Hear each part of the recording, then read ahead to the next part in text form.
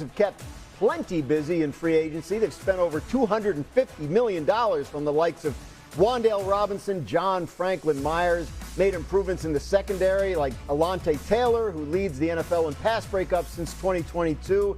They had a lot of work to do, and they have been doing it. The man who's been doing a lot of that work, Titans GM Mike Borgonzi, spoke recently about quarterback Cam Ward's development.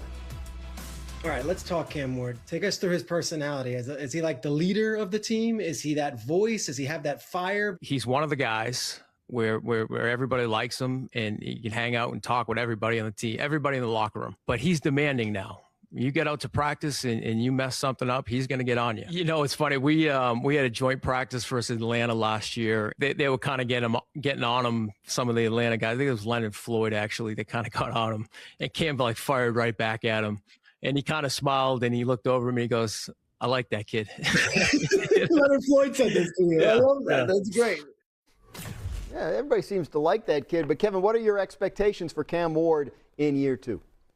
Well, first of all, I have a University of Miami diploma on my wall, so let's just get that out of the way. But even if he went to Florida State or Georgia, anywhere else, I would believe in Cam Ward. And I feel like what the Titans are doing, I'm not saying Super Bowl, but is similar to what the Patriots did this time last year, which is take a roster with a lot of holes and start adding starters. 5, 6 guys, a lot of them just solid starters. Alontae Taylor, Cordell Flott, guys like that. There are difference makers. John Franklin Myers is the type of pass rusher you need for a really good team. But I'm just seeing a floor raising here with Robert Saleh, with Brian Daboll, the offensive coordinator. This is what I want to see for Cam Ward in year two. I think as long as they hit in the draft at 4, I'd go Sonny Styles there. I think you're going to see a much improved division type of winner. Oh.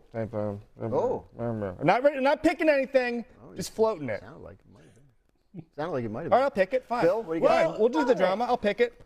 Division champs. Sounded a little like a pick masquerading as a all right, let's do it. perhaps. Yeah, Let's do it. Line is always hard This is to what gauge. you get if you don't watch hoops. You get an AFC South pick on March 19th, and it's Titans. You got a worst to first 6 months in advance of the season. I agree with Kevin. I don't have a Miami degree, so you can trust me about Cam Ward. Very impressed with what I saw from him last season. His accuracy, his ability to create a structure, his decision-making, all excellent. The problem were that the guy on the other side wasn't holding up his end of the bargain. The blockers were not blocking well. The receivers were not catching the ball well. That's what I'm concerned about here, is that there's not that difference maker, that guy who's going to win one-on-one against man coverage, the guy who's going to be the safety valve for Cam Ward. They spent a lot of money on guys who might be helpful. But Wan'Dale Robinson was a gadget guy most of his time with the Giants. Daniel Bellinger's a blocking tight end for a Giants rushing attack that was one of the worst in football during his time there. Austin Schlottman was a backup center on a line that wasn't very good with their starters. They're spending, I believe, $28 million a year on those 3 guys. That gets you an Alec Pierce. That gets you a Tyler Linderbaum. I would have liked to see Tennessee go out and get that one star, that one player they can rely upon in a key role at a Pro Bowl level, and then fill in the blocking tight end and the gadget wide receiver and the marginal center with the draft picks, with the later rounds of free agency. That's what good organizations do. They don't spend premiums to add in positions that aren't necessarily that hard to fill. Well, I'll tell you what, they have the 4th pick in the draft next month, so maybe they can find a star there. Mel Kiper Jr.'s latest mock draft has Tennessee going running back with the 4th overall pick. That would be Notre Dame's Jeremiah Love. Last running back to go in the top 5 was Saquon Barkley in 2018. He was the 2nd overall pick by the Giants. Notre Dame head coach Marcus Freeman was on Draft Daily today, just about an hour ago, spoke about Jeremiah Love. Here's what he had to say. I think he can do so many different things. You know, we had long meetings and hours trying to figure out how many different ways we can get the ball in his hands. He's a freak athlete. What I love about Jeremiah is his growth in the preparation in terms of the mental side, but also the physical side, the ability to take care of his body and make sure that he's ready for the pounding that a major college football team and a running back will be, but even an NFL running back. Lots to like about the player, Mina, but we saw Kiper put him 4th in the mock draft. Does that seem a little too high to you? It does to me. I mean, Jeremiah Love, very clearly the best running back in the draft, a top 5 player, higher even in the draft. I just don't think the Tennessee Titans are in the position to take a running back 4th overall. let's look at the depth chart. Bill talked a lot about the additions they made or didn't make in free agency, but I just see a lot of holes here.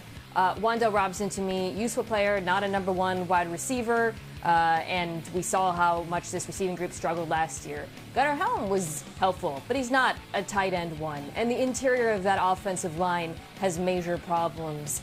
To me, ideally for Tennessee at pick 4, the dream, I think, would be to trade down and then add to the offense later in the draft and pick up some draft capital in the process.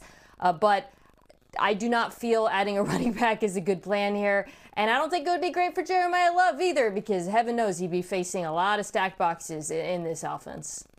We'll see what happens. Edge rusher might not be a bad pick if they stay at 4. Their pass rush was okay, middle of the pack, ranked 15th in the NFL last season. Much more to come on NFL Live. As we mentioned earlier, it is Andy Reid. AFC North got shaken up in the offseason. Steelers still awaiting word on Aaron Rodgers. Shocker. Traded for Michael Pittman Jr. to the Colts to boost that receivers room. They also added running back Rico Dowdle off back-to-back 1,000-yard seasons. And how about the Bengals? Obviously, now they're going to have to face Trey Hendrickson after he signed with the Ravens. 61 sacks in 5 seasons with Cincinnati, the 4th most in the NFL during that span. But here's what they did. They added edge rusher Boye Mafe to take Henderson's reps to boost that pass rush win rate, which was dead last in the NFL. They also had defensive tackle Jonathan Allen to shore up that defense. A guy who's had his eye on all of it is our NFL analyst, Kevin Clark. Man, that North is brutal, right? We got TJ Watt, we got Myles Garrett. It's going to be crazy defensively. Who's one of the biggest winners, though, in the division when all has been said and done with free agency? Hannah, it's the Bengals. Do not adjust your television set. You haven't been drinking too much from March Madness. I promise you, the Bengals never win an offseason. They won this one. Here's the reason. You just mentioned it. Mafe and Brian Cook, that solves their problems. They were one of the worst tackling teams in football last year, especially in the back end. Brian Cook from Kansas City, one of the best tackling defensive backs in football. They will not allow as many yards after the catch. Mafe had a higher pressure rate than anybody on the team last year. They bring him in from Seattle. The most important thing to know about this team is they only have to have the 14th, 15th best defense in football. This doesn't need to be a top 5 defense. Well, They don't need to be Seattle last year. They need to be Joe Burrow being top 3, being Joe Burrow, being healthy, the line being okay, the defense being mediocre. Get to mediocre. Guess what, Hannah? You got to mediocre. That's my motto in life. That's my motto in life. Get to mediocre. Get to mediocre. Just somewhere out of the basement. Okay. Yeah, the bar was very low there. Yeah. Let's talk about the AFC South. Cam Ward entering year 2. What have the Titans done for him? You said Joe Burrow should be happy. What about this guy? If you're still on Cam Ward Island, if you're in his fan club, contact me, because we need all the help we can get after last year. But after people didn't watch it because it was December and it was the Titans and they were out of it, but he got more comfortable as the year went on. In the pocket, he's using his feet better. He was clocking the speed of the game better. They go out and they get, to me, 6 starters, including John Franklin Myers. Every team that was playing late into January last year, Hannah, had interior pass rush. Guys who could get inside and get through the quarterback and get in their face immediately. John Franklin Myers can do that. That is not an overpay at all. 3 years, $63 million.